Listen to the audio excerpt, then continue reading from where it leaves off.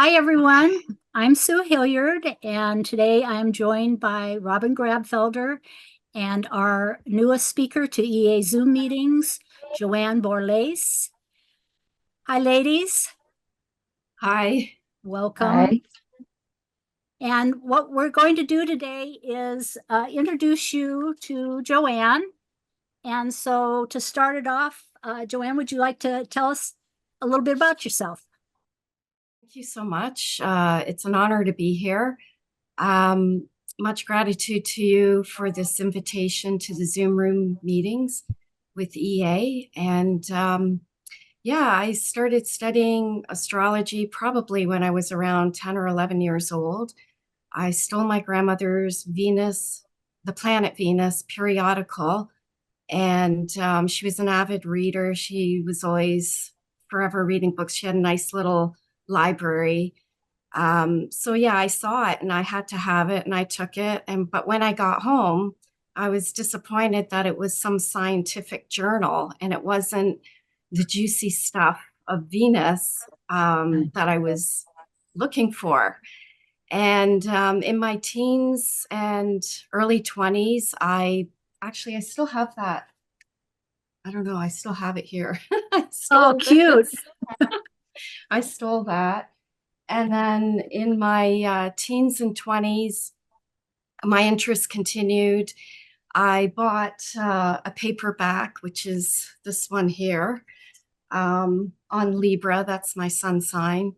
And thus Oh, the no wonder you were reason interested in interest Venus. in Venus, knowing it was my home planet. And I started reading. I didn't understand the charts or the calculations or any of that stuff, but I was just interested in the positive and negative traits. And so my interest continued. I was just always looking up stuff and reading up on it. And also in school, in my English literature course, we had to study a bit on Carl Jung. We did a little bit there of symbolism and looking for that sort of information in stories. And so I was really drawn into Carl Jung back then as well in the archetypes. And I just really resonated with his work. And then later on in life, I started having a lot of difficult experiences, and mainstream counseling wasn't helping.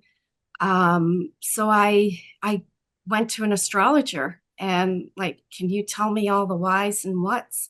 And I got a lot of answers, and I found myself blown away by it. It was like I had this epiphany inside. Suddenly my life made more sense to me, and that's the thing. I mean, you get this base, um, this place to begin your life instead of all the chaos that you're living through and just not understanding why you are the way you are. Astrology gave me a bit of a foundation to begin and to start trying to find my path. And I still made mistakes, but I think that my life was starting to piece a bit better together, understanding why. Of course, you can't undo all the stuff where you are now. It's a long walk backwards to, restart some things. But I just found it very helpful. And I started reading Jeffrey Wolf Green's Pluto and the Evolutionary Journey of the Soul. And that was it for me. I knew that evolutionary astrology was the kind of astrology that I wanted to study. And I had to get into it. And so I started going to school, and I graduated from Soulwise School of Evolutionary Astrology with teachers Laura Nalbandian, Rose Marcus, and Patricia Walsh. And I'm also now a member of the Jeffrey Wolf Green Association of Evolutionary Astrologers. I graduated, got my levels 2 and 3, so I practice, and I just love this stuff. And I my presentation what I want to present and talk about is a very, very brief overview of the phases and aspects through the life cycle of the apple tree. And my main thing is to show how astrology reflects or correlates with natural laws, with nature and the cycles. And, there's truth in all of it. And it's I don't know, it's just, it took me a long time to put it together. I'm not going to do any calculations or orbs, or I'm not even going to do the signs, just the planetary placements and how they're aspecting each other while going through each phase. And through the quadrants. So there will be 4 videos representing 4 quadrants, which also represents 4 seasons of spring, summer, fall, and winter. And I'm no orchardist or gardener, so I don't have a lot of facts and science, but and I'm still learning that stuff. But I have lots of beautiful pictures to show you, and that have come from orchardist and gardener, and that he was so kind to let me use. He's up in the UK, and yeah, that's pretty much what my presentation's about. It's the life cycle of the apple tree through aspects and phases. So you're correlating the phases of the planets to the phases in the life of an apple tree, correct? Yes, Awesome. yes. That that that sounds really intriguing. I'm looking forward to it.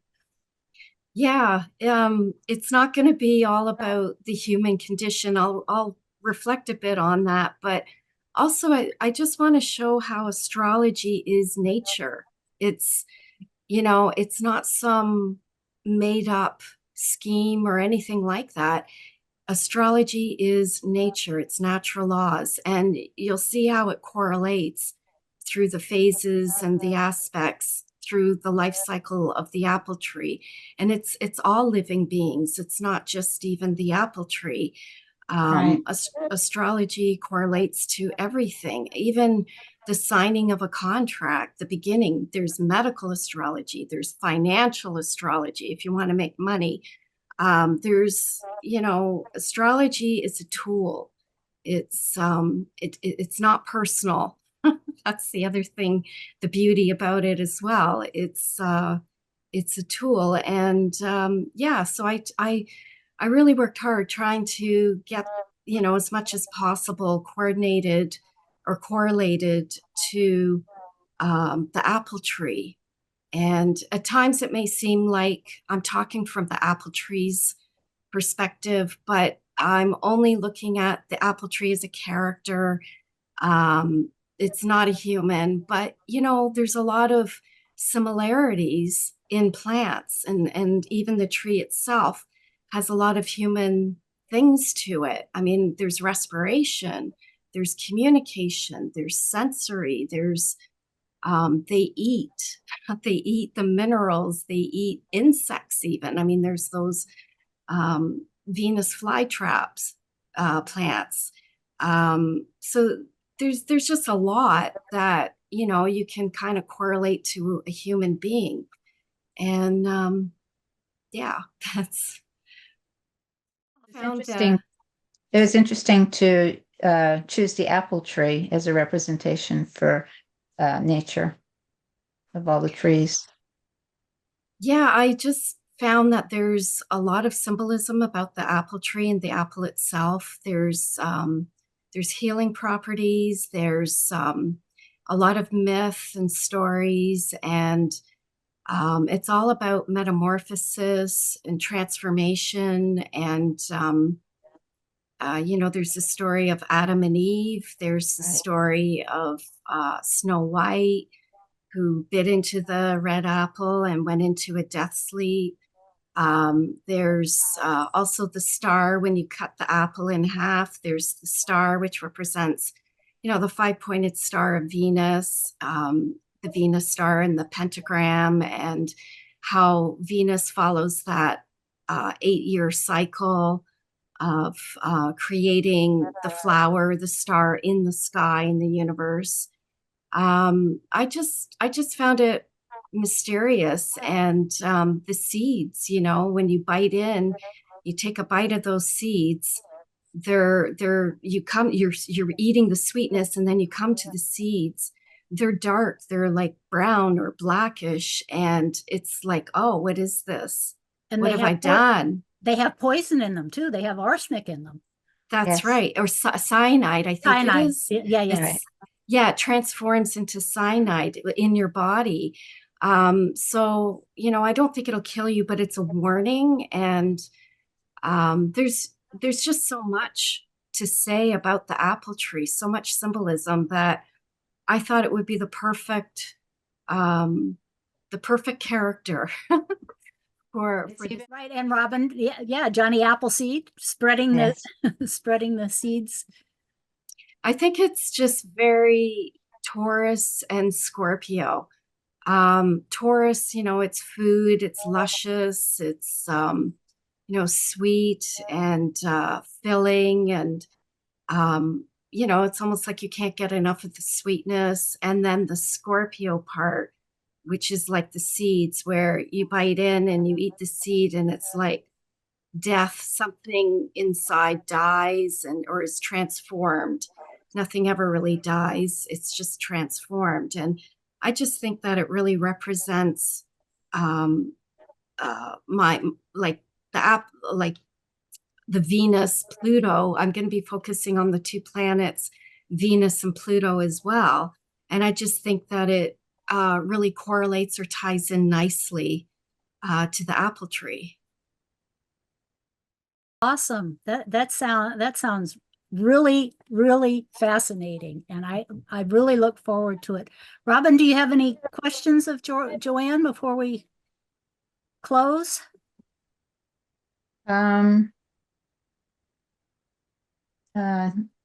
So do you practice? Do you do charts? Yes. Yes. I have some clients, and yeah, I definitely do charts. I do some counseling as well. And yeah, I do use my schooling. So you do evolutionary readings? Yes, evolutionary astrology readings. Yes. Very cool. And okay, so what we'll do is put all your contact information in the description of the video.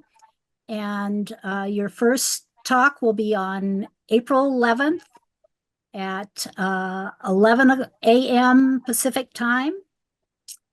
And we will do it live on Zoom for those who are interested to join us. Otherwise, it will be posted on our YouTube channel. And other than that, anything else you want to close with, Joanne, before we? I'm just, I hope that you'll all join me. I'm really glad to do this presentation, and I think that it offers a lot of information just from a different perspective. I'm Awesome. looking forward to your talks. Yeah, we're just thrilled to have you joining us. And thank you. Thank you so much. We'll see you on April 11th. Thank you. Thank you. Bye-bye.